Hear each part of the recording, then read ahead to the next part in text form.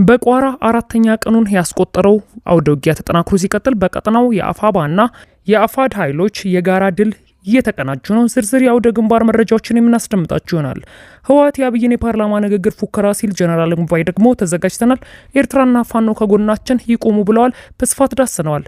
የምትሰሙት ይሆናል። አብይ ማንም አያድናትም ላሏት ኤርትራ ግብጽ አይዞሽን ያለውልሽ ማለቷ እያነጋገረ ነው።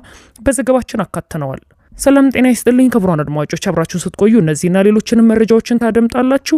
ለቻናላችን አዲስ ከሆኑ ሰብስክራይብ በማድረግ እንዲሁም ቪዲዮንም ላይክ በማድረግ ይጀምሩ። በቀጥታ ወደ ዝርዝር መረጃው። በቋራ አራተኛ ቀኑን ያስቆጠረ አውደ ውጊያ ተጠናክሮ ሲቀጥል በቀጠናው የአፋባና የአፋድ ኃይሎች የጋራ ድል እየተቀናጁ ነው። በምዕራብ ጎንደር በቋራ በሙር ወንበልጌና የወረዳው መቀመጫ ገለጎ ከተማ ወጣ ባሉ አካባቢዎች ጠንከር ያለ አውደ ውጊያ ሲደረግ ሰንብቷል ሲሉ የአካባቢው ነዋሪዎች ተናግረዋል።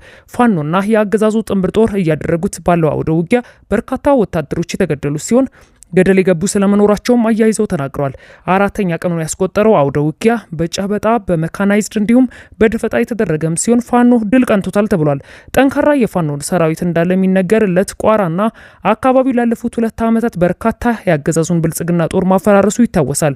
ከ2 ክፍለ ጦር በላይ የሚሆን የብልጽግና ጦር በካሳ ምድር ቋራ ስለመደምሰሱ የሰሜን ምዕራብ እዝ ከፍተኛ ወታደራዊ አዛዦች ሳይቀር ምስክርነታቸውን ሰጥተዋል። ከሰሞኑ ቋራ የአብይ አህመድ ወታደር ስልቅጥ አድርጋ በልታለች ሲሉ ከአውደ ውጊያው ሾልከው የወጡ ወታደሮች ተናግረዋል።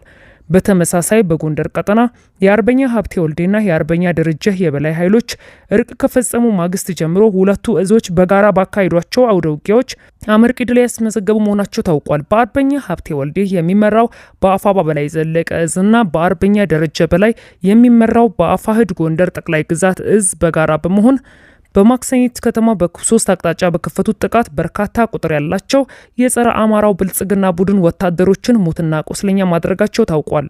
መብረቃዊ እርምጃ ነው በተባለው በዚህ ውጊያ የፋኖ ኃይል ወደ ከተማዋ ሰርጎ በመግባት የጠላት ብልጽግና ወታደራዊ ካምፖችን ማውደም የቻለ ሲሆን በተመሳሳይ የጠላት ኃይል የሚይዘው የሚጨብጠው አጥቶ ድንብርብሩ ወጥቶ መዋሉን መረብ ሚዲያ ለማረጋገጥ ችሏል። በተመሳሳይ ሁለቱ ግዙፍ እዞች በጋራ በመሆን በምዕራብ በለሳ አብያና ድርቃ እንዲሁም ልደታ በተባሉት አካባቢዎች ላይ በወሰዱት እርምጃ በርካታ ቁጥር ያላቸው የአገዛዙ ወታደሮችን መደምሰስ ችለዋል። በአፋባ በላይ ዘለቀ እዝ ዳግማዊ ቴዎድሮስ ኮር ስር ከሚገኙት ከጎንደር የበጋሻው ክፍለ ጦርና ከጥቁር አንበሳ ክፍለ ጦር የተውጣጡ አሃዶች እንዲሁም አፋድ ጎንደር ጠቅላይ ግዛት እዝ ክፍለ ጦሮች በጋራ በመሆን ትናንት ጥቅምት 22 2018 ዓ.ም ከረፋድ ጀምሮ እስከ አመሻሹ በምዕራብ በለሳ አበየ ድርቃና ልደታ በተባሉ አካባቢዎች ላይ በወሰዱት እርምጃ በርካታ ቁጥር ያላቸው የጸረ አማራው ብልጽግና ቡድን ወንበር አስጠባቂ ወታደሮች መገደላቸውን መረብ ሚዲያ ከሁለቱም እዞች አግኘውት ያለው መረጃ ያመለክታል። ፈጣንና ልዩ ማጥቃት በተደረገበት በዚህ ውጊያ አገዛዙ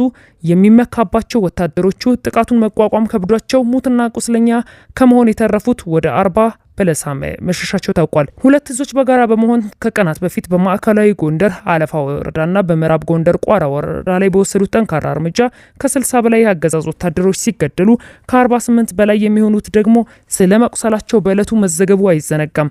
በማዕከላዊ ጎንደር አለፋ ወረዳና በምዕራብ ጎንደር ቋራ ወረዳ በተደረገ ውጊያ በበላይ ዘለቀ እዝ በኩል ከመይሳው ካሳ ኮር ቋራ ኦሜድላ ክፍለ ጦርና በጎንደር ጠቅላይ ግዛት እዝ በኩል ደግሞ በቅጽል ስሙ አባ ቆስቁስ በመባል በሚጠራው በአርበኛ ክንዱ የተመራው የፋኖ ኃይል ግራና ቀኝ በመጣመር በደለጎ ከተማ የመሸገው የጠላት ሰራዊትን ዶግ አመድ ማድረግ ችለዋል። በዚህ ውጊያ ከ60 በላይ የአገዛዝ ወታደሮች ሲገደሉ ከ48 በላይ የሚሆኑት ደግሞ መቁሰላቸው ተረጋግጧል። ይህ በእንዲህ እንዳለ ህወሓት የአብይን የፓርላማ ንግግር ፉከራ ሲል ጀነራል ሙባይ ደግሞ ተዘጋጅተናል፣ ኤርትራንና ፋኖ ከጎናችን ይቆሙ ብለዋል። የትግራይ ኃይሎች ወታደራዊ አዛዥ ከሆኑት ውስጥ ብርጋዴር ጀነራል ሙባይ ኃይለ ትናንት ማምሻውን በአክሱም ከተማ ከወታደሩና ከህዝቡ ጋር ባደረጉት ውይይት ወቅት ያደረጉት ጠንከር ያለ ንግግር እያነጋገረ ነው። ብርጋዴር ጀነራሉ ንግግራቸውን ሲጀምሩ አክሱም መነሻችን ነው፣ ማዕከላችንም ነው። ይህን ንግግር የምንናገረው በማርያም ጽዮን ፊትም ሆነን ነው ብለውናል። ከዚያ የሚቀጥለውና የትግራይ ህዝብ የተደቀነበት አደጋን ለመከላከል ተዘጋጅተናል ይላሉ። ሙሉ በሙሉ ዝግጅታችንን ጨርሰናል፣ እንደከዚህ ቀደሙ ሳይሆን የተጠናቀቀ ዝግጅት አድርገናል ሲሉም ይገልጻሉ። ጀነራል ሙባይ የነርሱ ዝግጅት እንዳለ ሆኖ ለሌሎች አካላትም ጥሪ አቅርበዋል። በጥሪያቸው የኤርትራ መንግስት ከህልውና ትግላችን ጎን ይቆም፣ ራሳችንን የመከላከል ትግላችንንም ይደግፍ ያሉም ሲሆን ለፋኖና ለአፋር ኃይሎችም ጥሪ አቅርበዋል። ምግበይ ይህ ውሳኔ እንደ ሌሎቹ ጊዜያት የሚቀለበስ እንዳልሆነም ተናግረዋል። የመግቢያ ተዘጋጅተናል ጥሪም አብይ ጀምሮት ከፈለጉት ጦርነት ጋር የተያያዘ ነው። አብይ ማክሰኞ ጥቅምት 18 በፓርላማ ባደረጉት ንግግር የትግራይ ሰዎችን ሲዘልፉ ሲያናንቁና ሲዝቱ ተሰምተው ነበር። በዚህም ጦርነት ቢጀምሩ አያሸንፉንም የሚል በእብሪት የተሞላ ንግግር አድርገው ነበር። ታዲያ ይኸው መግቢያ ኃይለ ለጦርነቱ ተዘጋጅተናል የሚያቆመን የለም ሞክሩን የሚል ምላሽ ሰጥተዋል አብይ አህመድ። የኤርትራ ተላላኪ መሆናቸውን ላነሱት ለአብይና ይህን እያነሱ ለሚወቅሱት ለነጌታቸው ደጋፊዎችም ይለይላችሁ በሚመስል መልኩ በይፋ ለኤርትራ መንግስት የአብረን እንስራ ጥያቄ አቅርበዋል።